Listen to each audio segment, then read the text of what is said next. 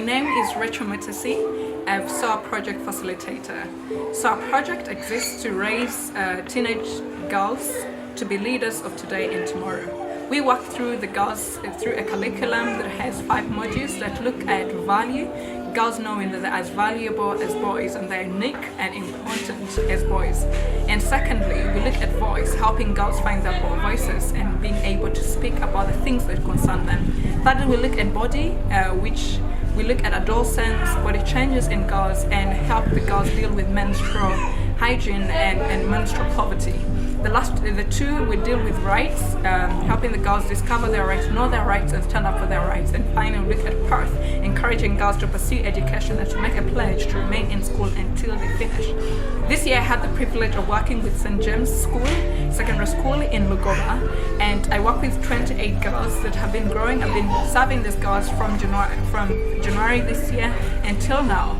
They're the most wonderful, amazing, intelligent girls that I've worked with, and very excited to be working with them and joining with them and see where they're going in the future. I trust that their future is bright. But as we go on, I've realized that the girls come from a very underserved background, and so because of this, many of them fail to access school because they cannot pay their school fees.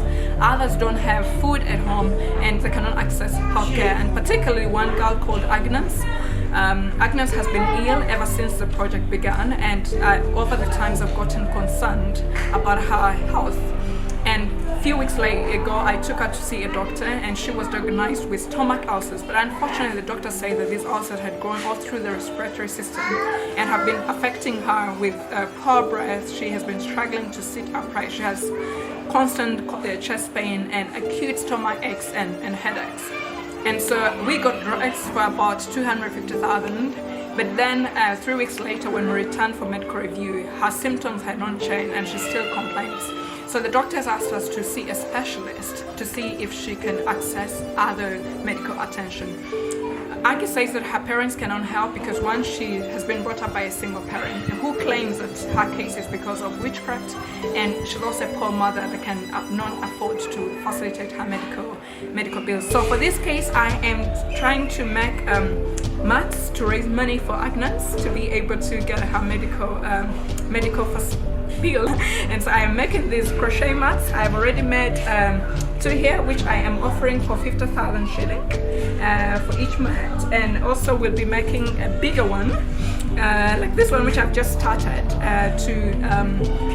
and this one goes for 100,000 shilling. But also I aim to raise money for the girls also to access food at school. All of them pay 50,000, are required to pay 50,000 shilling to be able to access lunch at school.